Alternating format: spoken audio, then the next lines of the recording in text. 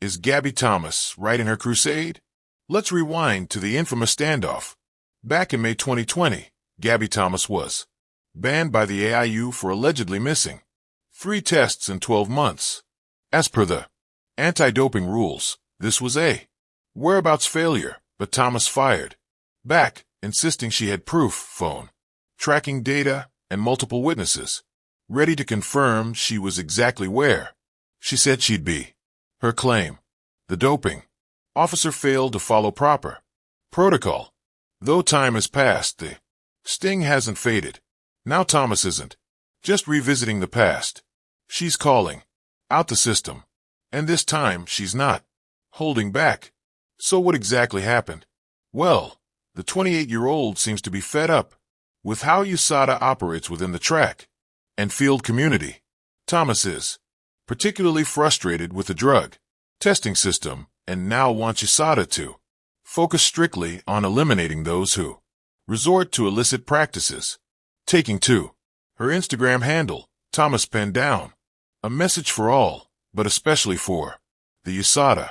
Doping coaches should be banned for life from coaching in the sport, whether you were banned while competing as an athlete or caught distributing as a coach, for some both. IDC. The athlete further emphasized that athletes should never train under coaches with a history of doping. But she didn't stop there. Taking her message to Instagram and then to X, the Olympian doubled down. When I graduated from college, I came into this sport so naive. After 6 years, I just want better for athletes. We deserve it. My goal is to leave the sport better. Then I found it, writes Thomas. Gabby Thomas believes there needs to be far more transparency between athletes and the drug testing agencies, as the way officials handle athletes can often feel troubling. Take last July, for instance. Thomas was simply enjoying a good time with her friends when anti-doping officers suddenly showed up while she laughed it off in a now viral Your Friend Steve reel on her social media handle. The incident highlights a much deeper problem within the organization. Well, the Olympian expects some level of respect between the organization and athletes. But interestingly, her comments came at a time when a U.S. marathon runner also slammed the anti-doping system. Emma Bates slams the anti-doping system amidst Ruth Chepnetica's controversy. So what went down? Ruth Chepnetic is a powerhouse in marathon running, best known for her records, shattering 2 hours, 9 minutes and 56 seconds at the 2024 Chicago Marathon, a women's world record. She had earlier outpaced Emma Bates in Chicago 2021, a loss Bates graciously accepted, but now fresh headlines have thrown that old chapter back into the spotlight. Why? Well, Chepnetic tested positive for a banned substance and she has been given a provisional suspension as per the Athletics Integrity Unit AUI. Chepnetic tested positive for hydromethade. Reacting to this fiasco, Emma Bates took to her Instagram handle, uploading a photo of the 2021 Chicago Marathon and wrote, "While I won't say that would have been me in 2021, or Emily Sisson in 2022, who also placed second in Chicago, behind Ruth, to think we may have been cheated out of having that moment is a hard pill to swallow." She further added, "We may never have proof that Ruth was cheating when she won the 2021 Chicago Marathon or during her other global wins, but for me, it's difficult to imagine that Ruth and her disgraced agent Federico Rosa discovered banned substances only after her major global wins. Not to mention that Rosa has had a Hall of Fame career tied to many high-profile athletes with doping charges, losing your chance to shine on the global stage only to later find out that your opponent was a banned substance offender certainly hurts. But does Bates' statement truly hold weight? Gabby Thomas has never been the type of athlete to shy away from difficult conversations on the track. The Harvard-educated sprinter dazzles fans with her poise and power, Off it, she commands equal attention with her voice, one that has grown into a beacon for track and field athletes who feel both overlooked and overburdened.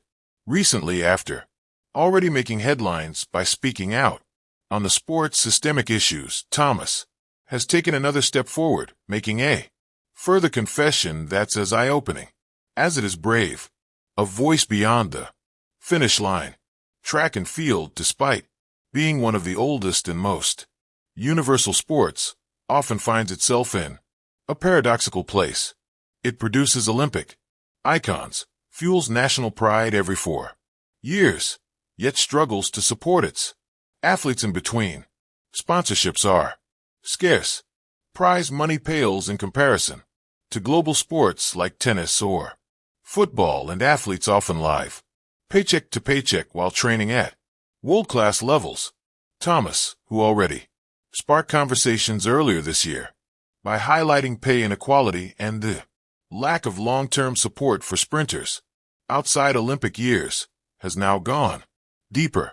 In a candid interview, she admitted that her personal struggles mirror those of many peers, juggling professional track ambitions with financial security, mental health, and even doubts about whether the sacrifices are sustainable. Her exact words reportedly were, "I've had days where I thought about walking away, not because I don't love running, but because sometimes love doesn't pay the bills." That's a scary thought when you know you're one of the best in the world. Confession of vulnerability. It was a confession that hit the track and field community hard. Gabby Thomas, the Olympic medalist and one of America's brightest stars, admitting she too has felt the weight of despair. It shattered the illusion that elite athletes live untouchable lives. It humanized her and, in doing so, gave courage to countless others. The confession was less about quitting and more about transparency. Thomas explained that for all the glamour of the Diamond League circuit and the thrill of wearing the Team USA jersey, there's a darker underbelly. Missed family moments, constant pressure, and the uncertainty of whether one injury could erase years of work. She even revealed that at one point during her 2023 campaign, she battled quietly with doubts while recovering from a nagging hamstring injury. Sponsors grew quiet.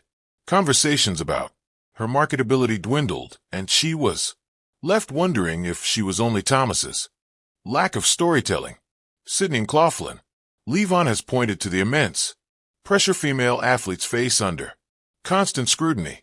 Christian Coleman has battled against the burden of public narrative following his whereabout suspension, and Shaw Harry Richardson has made it clear how mental health and unfair treatment can destabilize athletes. By adding her confession, Thomas underscored that the issue isn't isolated, it's systemic. Fans react sympathy and admiration. The confession sent waves through social media. Fans, rather than criticizing, rallied around her. Many praised her bravery, saying her vulnerability only made them admire her more. Some pointed out that her dual career, balancing athletics with her public health studies, was a testament to her resilience and intellect. Others argued her voice is exactly what track needs, someone who isn't afraid to disrupt silence. One fan tweeted, "Gabby Thomas is doing more for track and field with her words than federations do with their campaigns. She's forcing us to listen the double burden of being a role model." Thomas, of course, recognizes the irony. She didn't step into track to become a spokesperson for systemic flaws.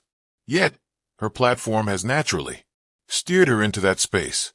And while it can be exhausting to carry the burden of both performance and advocacy, she admitted that she feels responsible, especially for younger athletes entering the sport with dreams, but little awareness of the challenges ahead. Her confession emphasized that she doesn't want to discourage them, but rather prepare them. She wants a future where no athlete has to hide their struggles for fear of appearing weak. Towards the U.S. trials, and Paris 2025. The timing of her confession is also telling. With the U.S. trials approaching and the Paris 2025 World Championships on the horizon, pressure is mounting. Yet, Thomas seems to be entering this new season with a clearer mindset, a willingness to be open about her struggles, to lean on her community, and to remind herself and others that medals are not the sole measure of worth. She ended her statement with a line that resonated across the sporting world. I will keep running, but I will also keep speaking because silence has never won a race. What her confession means moving forward. In many ways, Gabby Thomas's confession signals a shift. It's not just about her. It's about changing track and field culture. Her words could push governing bodies to revisit policies, sponsors to rethink how they value athletes, and fans to support their stars not only in victory, but also in struggle. If track is ever to secure a stronger foothold in the global sports market, it will need more athletes like Gabby, champions who aren't afraid to peel back the curtain and reveal the human side of competition. Final thoughts. Gabby Thomas's further confession is not a sign of weakness. It's a sign of evolution. It proves that track and field athletes are no longer content with just running fast. They want to build a system where their humanity is respected and their voices matter. And if her courage off the track mirrors her tenacity on it, one thing is certain, Gabby Thomas will continue to leave an imprint, not just on the record books, but on the very soul of the sport she loves. Will leave. What followed was a 90-minute interview that lit up social media, sparked global debate, and, perhaps most importantly, forced fans and insiders alike to reconsider the glossy image of modern athletics. I've had enough of pretending. The interview began with what seemed like standard fare: training regimens, diet tips, reflections on her bronze medal win in the 200-meter at Tokyo 2021, and her triumphant return to the world stage in 2024. But about 30 minutes in, Thomas took a long pause, looked directly at the camera, and said, "I've had enough of pretending that everything's okay in our sport. It's not. And I think it's time we stop lying to the public and to ourselves." From there, the tone shifted. The poised, smiling image of an elite sprinter gave way to the voice of a woman carrying the weight of truths she could no longer keep silent. Issue number 1, the unequal playing field. "I know people don't like hearing this," Thomas began, "but the playing field is not level. Not by a long shot." She pointed out the vast disparities between nations in terms of resources, coaching, nutrition, and medical support. Disparities that can make or break an athlete's career before it even begins. There are athletes out there who are born into Olympic pipelines. They get the best equipment, science, rehab, everything from the jump. And then there are runners who train barefoot on dirt tracks, who have to work 2 jobs just to afford to compete internationally. And we all pretend that if you run the same race, that means it was fair. It's not fair. It's never been fair. Thomas was careful to clarify she wasn't discrediting anyone's wins, including her own, but instead emphasized the need to confront the broader structural inequalities. This is not about blaming athletes. It's about fixing a broken system. Issue number 2, the silence around doping culture. Then came the confession that stunned even the interview's host. "I've been approached by people, agents, trainers, even insiders, who've told me straight up that if I wanted to level up, they could help." You know what that means. We all do. The implication was clear. Doping remains a dark undercurrent in elite track and field, often brushed aside with PR statements and carefully staged denials. Thomas stopped short of naming individuals, but said the pressure is real, especially for athletes on the bubble. You see someone go from running 11.2 to 10.7 in a season, and everyone just claps. Nobody asks questions, because we're all afraid of what we'll find. She admitted to feeling both frustrated and complicit, having remained silent for so long. "I kept quiet because I didn't want to be labeled difficult. Because I still wanted my endorsements. I wanted to run in the big meets. But silence is a kind of betrayal, too. Issue number 3. The gender gap in pay and respect. In a year where the conversation about gender equality in sports reached fever pitch, Thomas added her voice to the growing chorus of female athletes demanding change.